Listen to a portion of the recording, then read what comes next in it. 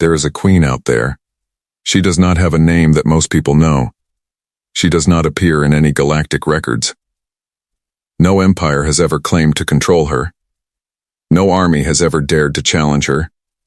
And yet, every single civilization in the known galaxy answers to her. Every trade route, every war, every peace treaty, every secret deal made between the most powerful species in existence, she approved it first. She sits on a throne that no map can find. She rules from a palace that no telescope has ever captured. And the most terrifying part? She has been doing this for over 3,000 years. Her name is Queen Seraphis Vile. And almost nobody talks about her. Not because they don't know, but because they are afraid. Today, we are going to change that. In this story, you are going to discover 3 things that will completely change the way you think about power, control, and what it really means to rule a galaxy.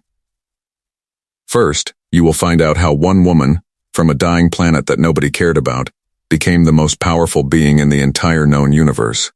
Second, you will discover the secret system she built that keeps every empire, every king, and every warlord completely under her control without them even realizing it. And third, you will learn the one moment that almost destroyed everything she built. And what she did about it. This is not a simple story. This is the story that changes everything. Let me show you exactly how this happened. The planet was called Vale Minor. It was not a beautiful planet. It was not a rich planet. It was not even a planet that most people in the galaxy bothered to remember. Vale Minor sat at the very edge of the outer rim, that cold, forgotten stretch of space, where the powerful empires never bothered to look. The air was thin. The soil was cracked and dry. The cities were small and falling apart. The people who lived there were tired. They had been tired for generations. For hundreds of years, Vale Minor had been passed around like something nobody really wanted. First, the Drakari Empire claimed it. They took the planet's minerals and left nothing behind.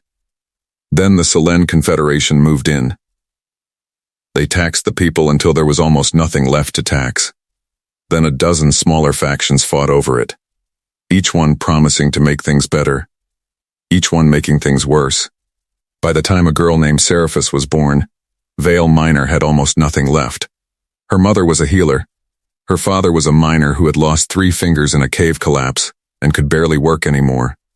They lived in a small stone house on the edge of a city called Dravath, a city that had once been proud and busy, but was now mostly empty buildings and broken streets. Seraphis was the youngest of 4 children. She was also the strangest.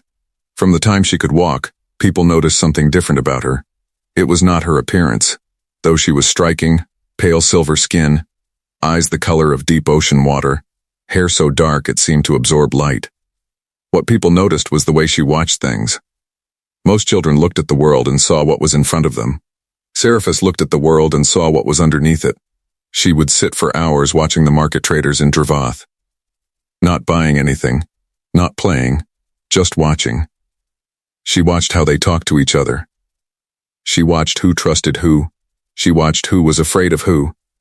She watched the small signals, the way a man's eyes moved when he was lying, the way a woman's hands tightened when she was nervous, the way a group of people shifted their weight when someone powerful walked by. Her mother used to say that Seraphis was born with a gift that had no name. Her father used to say she was just strange. Both of them were right. When Seraphis was 9 years old, something happened that changed her life forever. The Drakari Empire came back to Vale Minor. This time, they did not come for minerals. They came for people. The Drakari had been fighting a long war against a species called the Vorkai, massive armored beings from the far side of the galaxy who were slowly pushing the Drakari back on every front. The Drakari needed soldiers, and since their own population was shrinking, they decided to take soldiers from the planets they controlled. They called it a service draft. Everyone on Vale Minor called it something else. They came to Dravath on a cold morning. Big gray ships landed in the main square. Drakari soldiers in black armor walked through the streets with lists of names. Anyone between the ages of 16 and 40 was taken. No exceptions. No negotiations. Seraphis watched from a rooftop as they took her oldest brother. His name was KL. He was 17 years old. He looked back at her as they marched him toward the ships. She never saw him again. That morning broke something inside Seraphis. But it also built something, because as she watched those soldiers march through her city, as she watched her people stand with their heads down, too afraid to speak, too broken to fight, she did not feel only sadness. She felt something sharper. She felt the need to understand, not just what was happening, but why it was allowed to happen. Why did the Drakari have the power to walk into someone else's world and take whatever they wanted? Why did the people of Vale Minor have no choice but to accept it? What was the invisible structure that made some beings powerful and others powerless? These were not normal questions for a 9-year-old, but Seraphis was not a normal 9-year-old. Over the next few years, she read everything she could find. Vale Minor had a small library, mostly old, damaged books that the previous rulers had left behind. She read all of them. History books, political records, trade agreements, war reports. She read about every empire that had ever existed in the known galaxy. She studied how they rose. She studied how they fell. She studied what they all had in common. And slowly she began to see a pattern. Every empire, no matter how powerful, no matter how large, had one weakness. They all depended on something they could not fully control. The Drakari depended on their military. But armies needed supplies. Supplies needed trade routes. Trade routes needed cooperation from dozens of smaller planets and species. If that cooperation disappeared, the army starved. The Selen Confederation depended on their economy. But economies needed trust. Trust needed information. Information could be controlled, shaped, hidden, or revealed at exactly the right moment to cause exactly the right effect. Every empire was a machine, and every machine had pressure points. By the time Seraphis was 14, she had mapped out the pressure points of every major power in the galaxy. At least, every one she could find records of. She had no army. She had no money. She had no political connections. She was a teenage girl on a dying planet at the edge of nowhere. But she had something that none of the emperors and warlords and confederation leaders had. She had a complete picture. She could see the whole board. And she was already thinking about her first move. It started small. There was a man in Dravath named Orvath. He was a mid-level trade coordinator for the Selen Confederation, basically. He managed the paperwork for goods moving through Vale Minor's small spaceport. He was not important. He was not powerful. But Seraphis had been watching him for 2 years, and she had noticed something interesting. Orvath was skimming. Not a lot, just small amounts. A little off the top of each shipment. Enough to fund a comfortable life without drawing attention. He had been doing it for years, and nobody had caught him because nobody was paying close enough attention. Seraphis was paying attention. She went to him one afternoon and sat down across from him in his small office. She was 14 years old. He looked at her like she was a lost child. She put a piece of paper on his desk. It was a detailed record of every transaction he had skimmed from over the past 3 years. Dates, amounts, shipment numbers, everything. He went very pale. She told him she did not want money. She did not want him to stop skimming. She wanted one thing: access. She wanted access to the Confederation's internal communication network, the system that Orvath used to file his reports and receive instructions from his superiors. She wanted to be able to read those communications, not interfere with them. Just read them. Orvath stared at her for a long time. Then he gave her the access codes. That was Seraphis's first move. It was a small move, but it opened a door that would eventually lead to the control of an entire galaxy. Because once she was inside the Confederation's communication network, she started to see things. She saw which officials were corrupt. She saw which trade deals were secretly unfair. She saw which military commanders were hiding their losses. She saw which planets were secretly negotiating with rival powers. She saw the lies that held the whole system together. And she started keeping records. Not to use immediately, just to keep. Because Seraphis understood something that most people never learn. Information is not power when you use it. Information is power when you have it, and other people know you have it. She was building something. Quietly. Patiently. In the shadows of a planet nobody cared about. And she was just getting started. 3 years passed. Seraphis was 17 now. She had not left Vale Minor. She had not needed to. In 3 years, she had built something remarkable. A network of information that stretched across 14 star systems. She had not done it with money or weapons. She had done it the same way she had started. By finding people with secrets and offering them a simple choice. Keep your secret safe.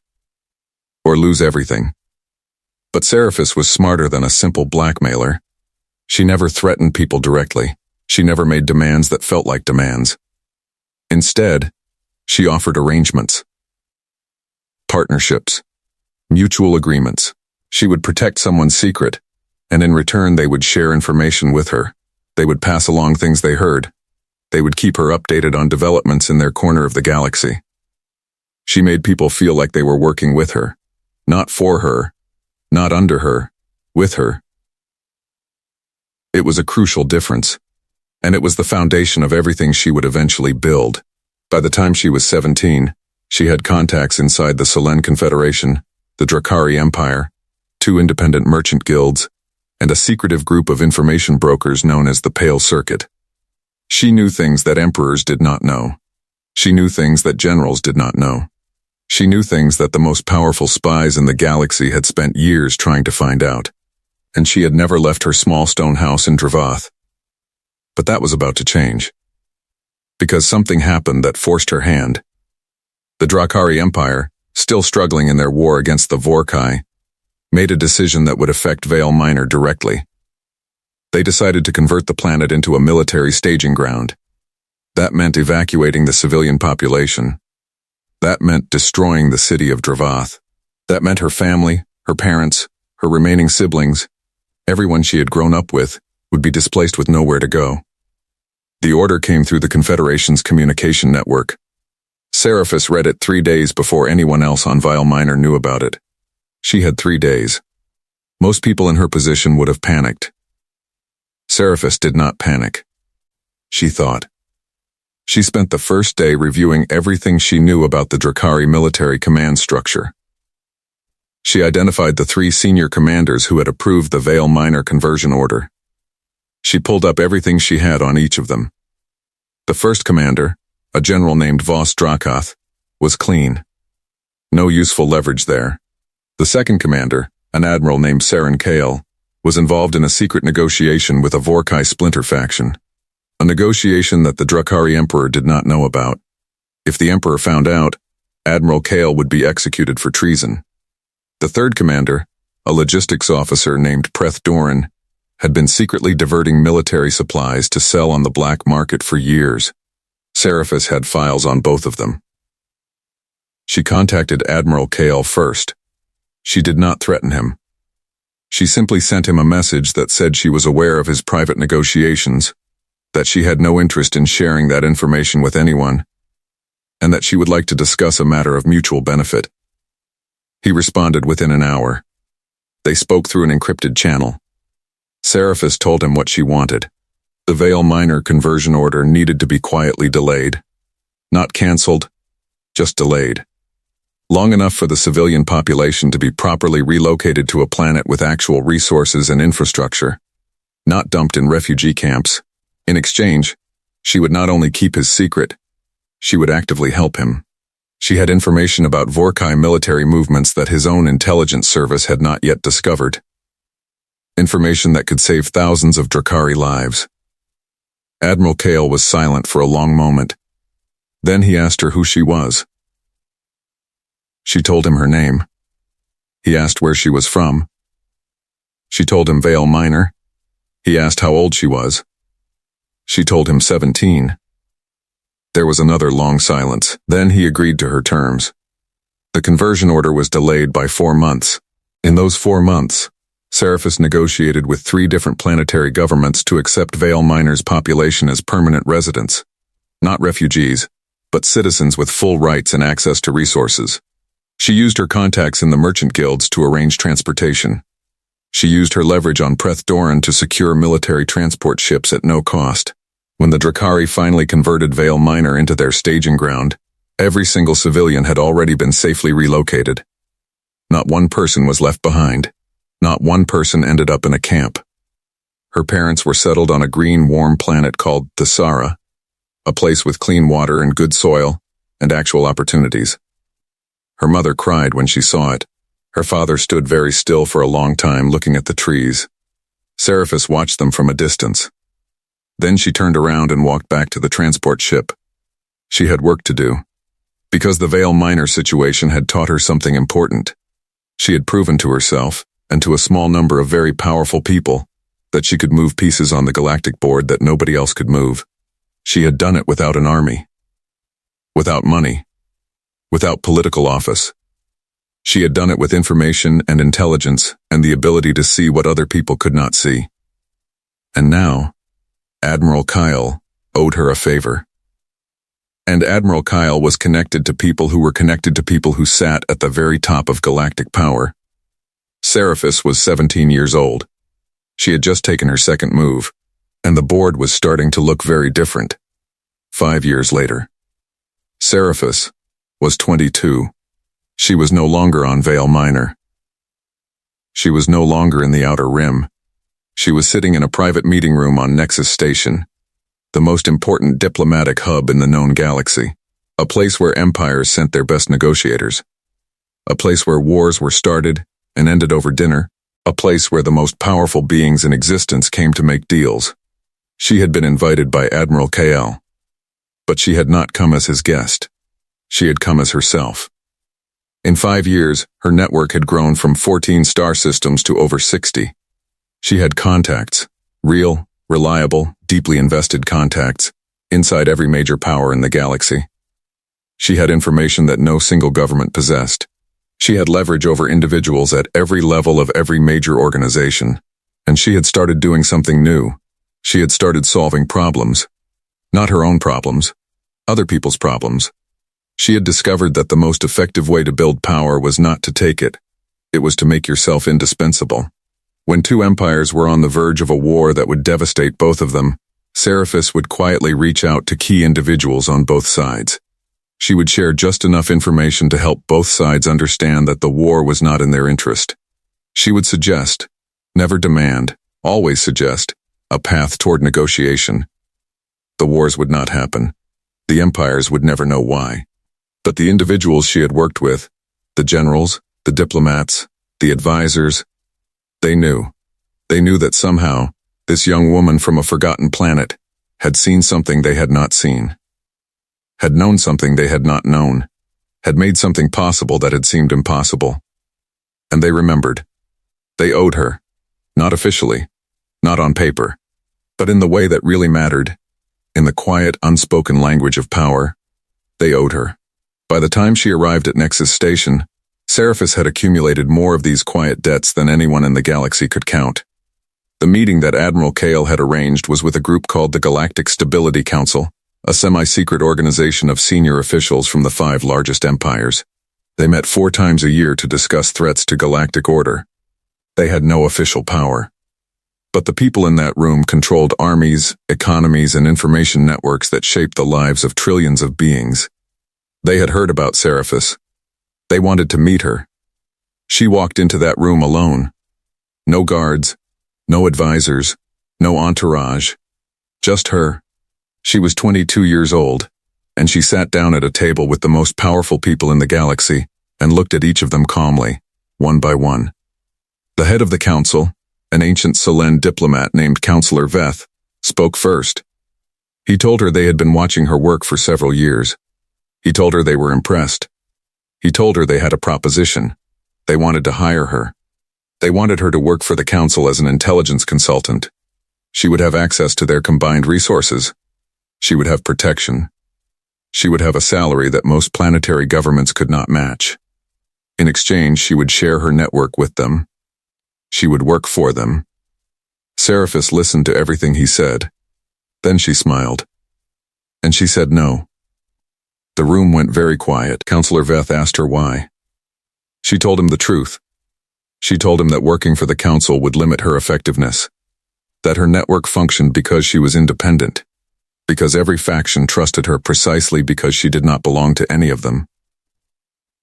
The moment she became a council asset, half her contacts would disappear overnight. She told him she was not for sale, but she was open to a different kind of arrangement.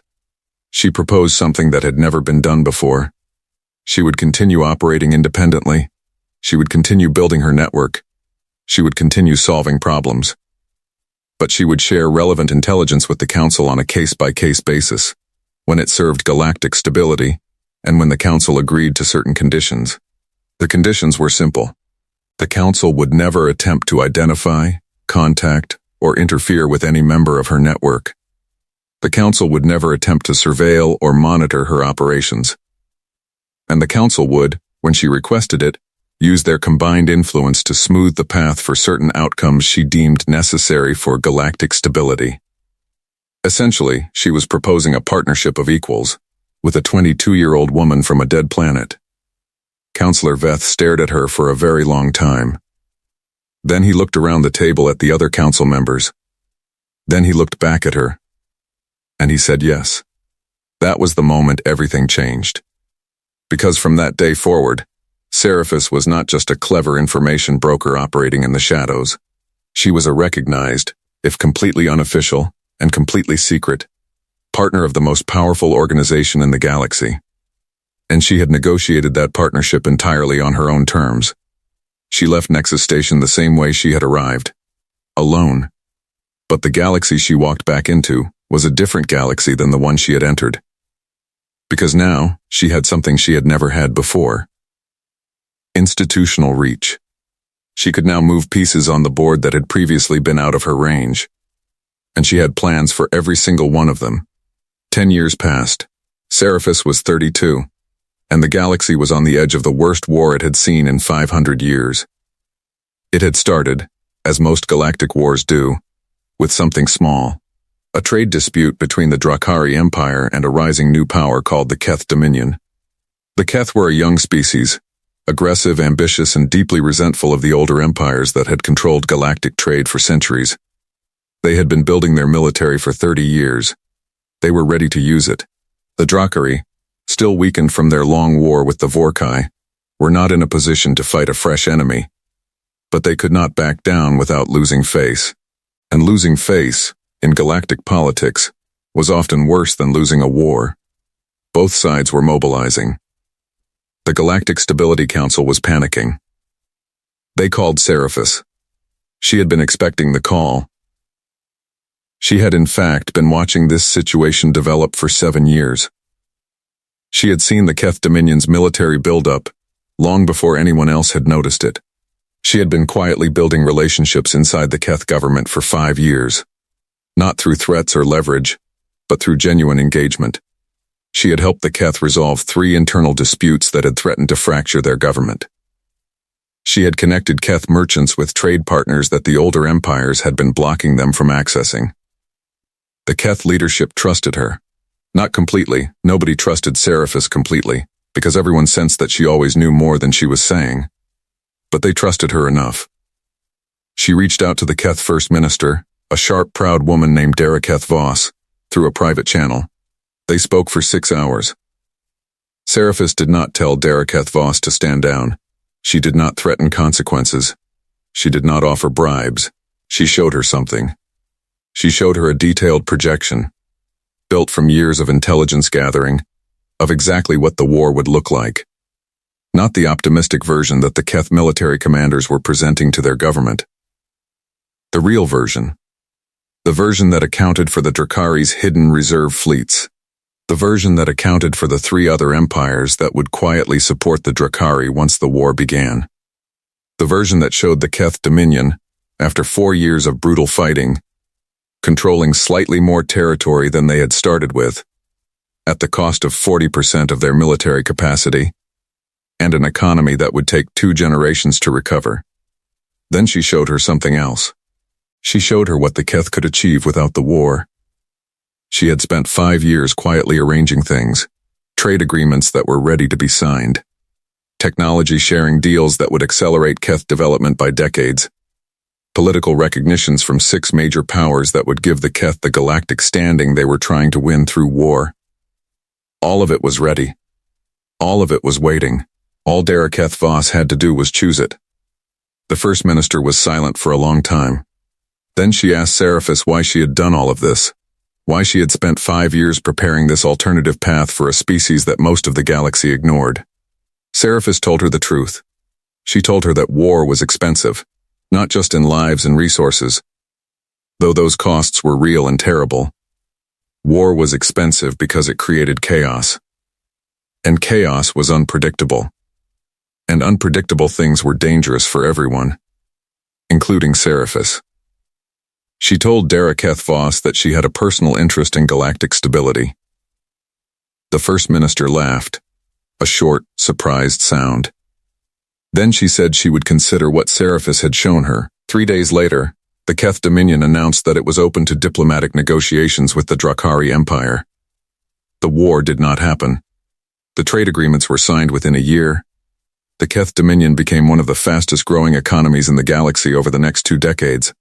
And nobody, not the Drakari, not the Council, not the Keth themselves, fully understood why the crisis had resolved so smoothly.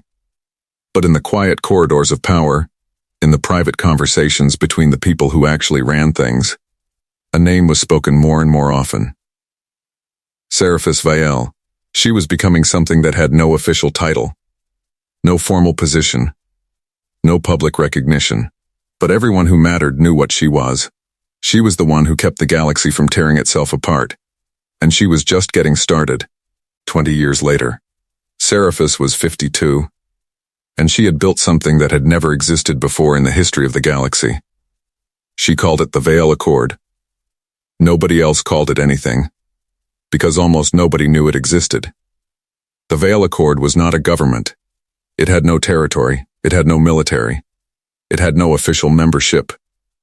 It had no headquarters that appeared on any map. What it had was reach. Over 30 years of careful, patient work, Seraphis had built a network that touched every corner of the known galaxy. She had contacts. Real, trusted, deeply committed contacts.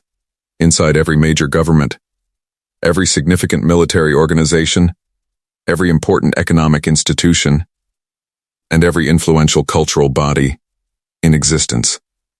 These were not spies. They were not agents. They were people who had at some point been helped by Seraphis. People who had been saved from a mistake, or given an opportunity they could not have found on their own, or protected from a threat they had not even known was coming. People who understood that Seraphis saw things they could not see, and knew things they could not know. People who, when she reached out to them, listened. The Veil Accord operated on a simple principle. Seraphis did not tell people what to do.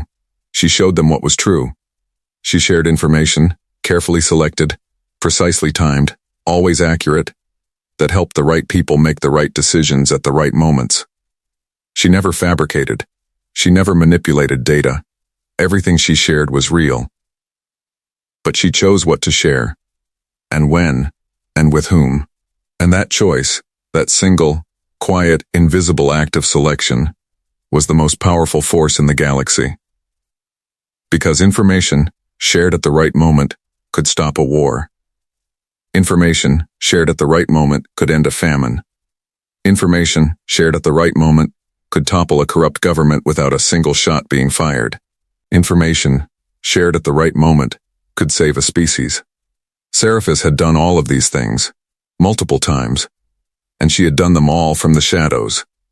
Her palace, if you could call it that, was a space station that appeared on no official registry. It moved slowly through a region of space that most ships avoided, a dense nebula on the far edge of the galaxy's outer arm, full of electromagnetic interference that made navigation difficult and sensors unreliable. The station was small by galactic standards, elegant, quiet, staffed by a team of fewer than 200 people, all of them chosen personally by Seraphis, all of them completely loyal, all of them extraordinarily capable. She called the station the Veil. It was, in every sense, her throne. But the most remarkable thing about Seraphis at 52 was not what she had built. It was what she had refused. Over the decades, she had been offered power in its most traditional forms, more times than she could count. Emperors had offered her titles, governments had offered her territory, military commanders had offered her armies, wealthy merchants had offered her fortunes that could have bought planets.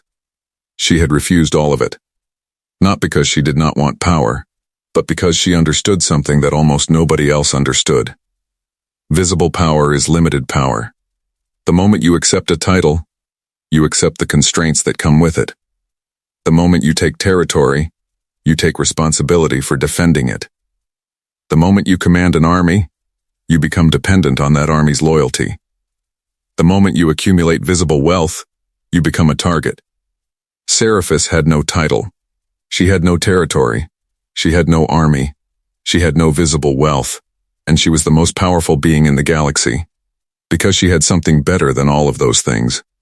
She had the ability to make things happen without anyone knowing she had made them happen. She had the ability to shape the galaxy without leaving fingerprints. She had the ability to rule without anyone knowing they were being ruled.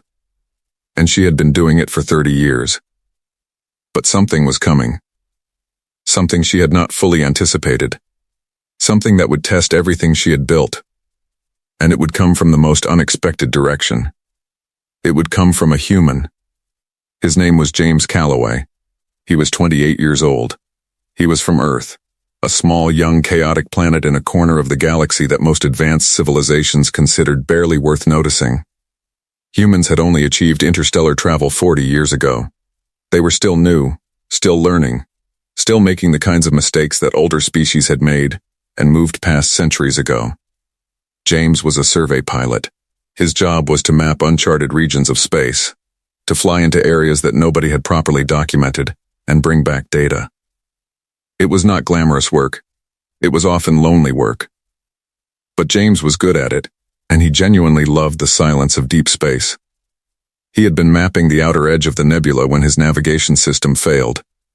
Not a partial failure, a complete failure. Every system that depended on external reference points went dark simultaneously. He was flying blind in one of the most difficult regions of space in the galaxy, with no way to determine his position and no way to call for help. The electromagnetic interference in the nebula blocked all long-range communication. He had enough fuel for approximately 6 hours of flight. He had no idea which direction to go. He was, by any reasonable assessment, going to die out there. And then his short-range sensors picked up something. A structure. Ahead of him, barely visible through the interference, was something solid. Something built. Something that should not have been there. He flew toward it. The Veil's security systems detected him long before he got close. Seriphus was informed immediately. She stood at the viewport and watched his small ship approach. She could see it was in distress. She could see it was human-made. The design was unmistakable, clunky and earnest in the way that human technology always was. Her security chief recommended they let him pass. Let him drift. He would run out of fuel before he could find them again, and the interference would prevent him from reporting their location even if he survived. Seriphus looked at the small ship for a long moment. Then, she told her team to bring him in. Her security chief was surprised. She told him that humans were going to matter. Not yet, but soon. And she had learned, over 50 years, that the relationships you built before someone became important were always more valuable than the ones you tried to build after. James Calloway was brought aboard the Veil. He was confused, exhausted, and deeply grateful. He was also, and this was the thing that Seriphus noticed immediately, completely unimpressed by her. Not disrespectful, not rude, just genuinely, naturally unimpressed. Every other being who had ever stood in her presence, even those who did not know exactly who she was, felt something. A weight, a pressure, the sense that they were in the presence of someone extraordinary.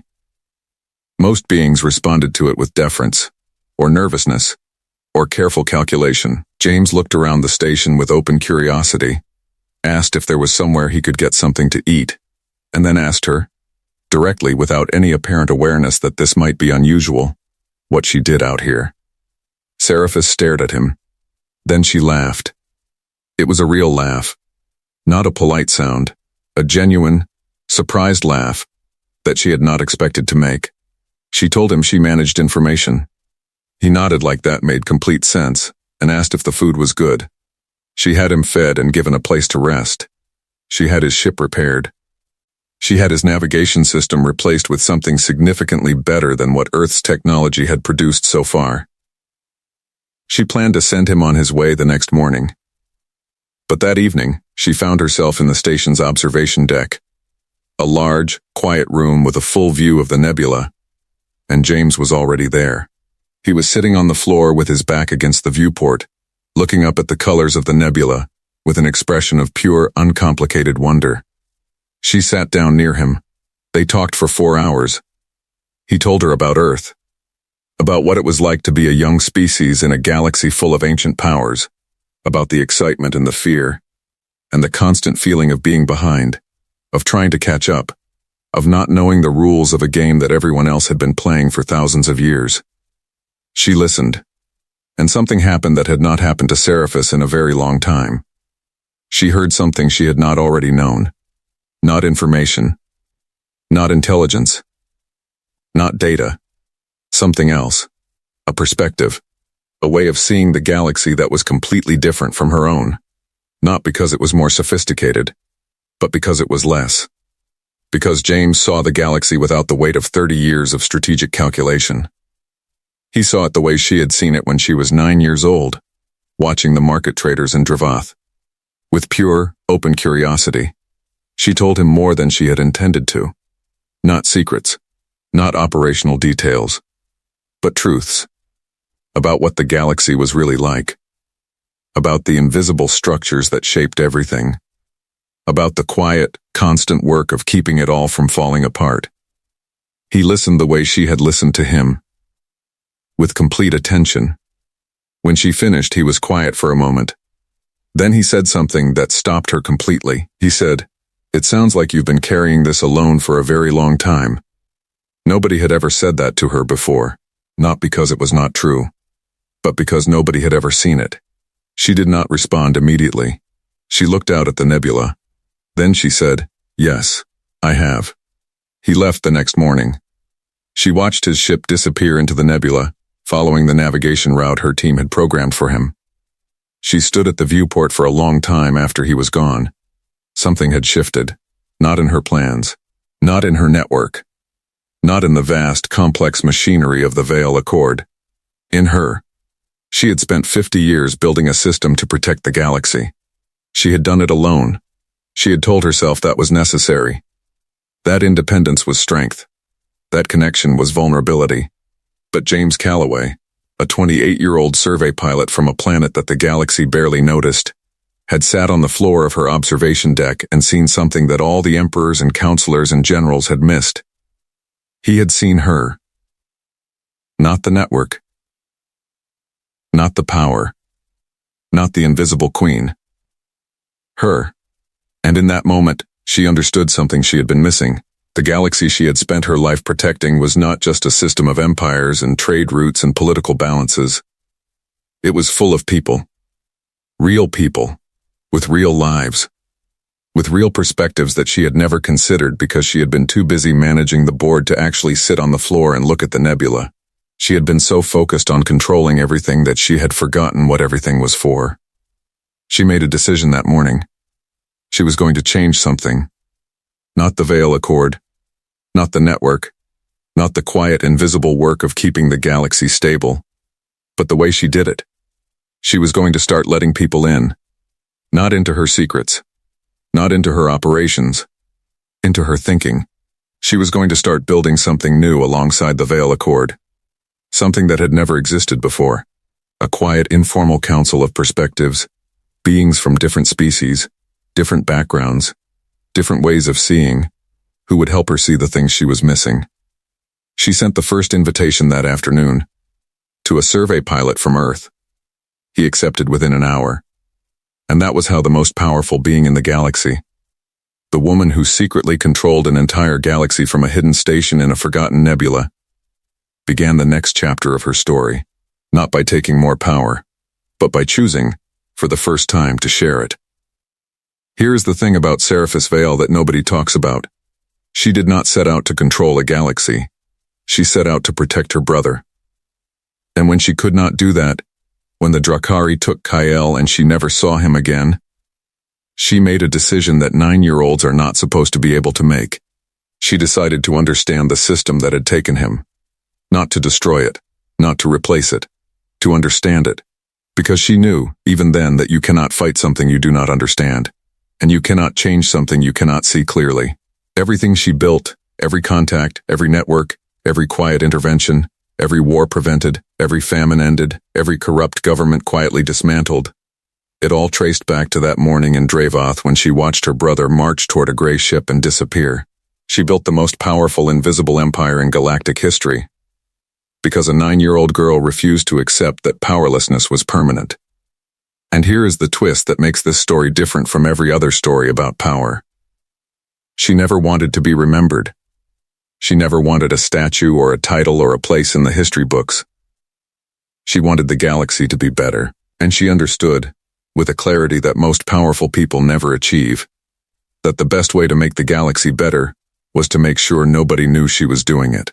Because the moment people know you are in control, they stop trusting the system. They start looking for ways around you. They start building resistance. But if the system just works, if wars just don't happen, if famines just get resolved, if corrupt leaders just quietly fall, people trust the system. They believe in it. They participate in it. They build on it. Seraphis gave the galaxy something more valuable than a ruler. She gave it the feeling of order, the feeling that things somehow work out, the feeling that the universe, despite everything, is not entirely chaotic. She gave trillions of beings the ability to live their lives without knowing how close to the edge everything always was. And she did it alone. For 50 years, until a lost human pilot sat on the floor of her observation deck and reminded her that the galaxy was not just a system to be managed. It was a home. And homes are not meant to be maintained by one person in secret. They are meant to be shared. The last thing Seraphis Vale ever said, in the final recorded message she left for the Council of Perspectives she had built in her final years, was this: I spent my life making sure the galaxy did not know it needed me. I should have spent more of it making sure it knew it had me. If this opened your eyes to what real power looks like, not the kind that shouts, but the kind that whispers, then stay with us. Because the next story we are going to tell you is about another being who changed the galaxy without anyone knowing their name. And this one is even more surprising. So let's bring it all together. Seraphis Vale started with nothing. A dying planet. A stolen brother. A 9-year-old's burning need to understand why the world worked the way it did. And from that starting point, she built the most powerful invisible empire in galactic history. Not with armies or money or political office, but with information, patience, and the ability to see what others could not. She prevented wars that would have killed billions. She ended famines. She dismantled corrupt systems.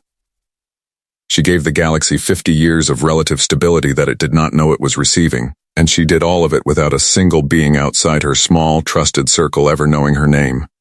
And in the end, it was not an emperor or a general or a rival power that changed her. It was a lost human pilot who sat on the floor and looked at the nebula. That is the story of Seraphis Vale. The alien queen nobody talks about. The woman who secretly controlled an entire galaxy and chose, in the end, to share it. If this story hit you the way it hit us, do one thing right now. Hit that subscribe button. We tell stories like this every week. Stories about hidden power, secret histories, and the beings who shaped the galaxy without anyone knowing their names. You do not want to miss what is coming next. And if you want to go deeper, if you want to be part of a community that talks about these stories, breaks them down, and explores what they mean, join our newsletter. The link is in the description. Every week we send out extended story notes, behind-the-scenes details, and early access to upcoming videos. It is free. It is worth it. Now here is the question we want you to answer in the comments below. If you had Seraphis's ability, if you could see the whole board, know every secret, and move pieces that nobody else could move, What would you use it for? Tell us in the comments. We read every single one. And we will see you in the next story.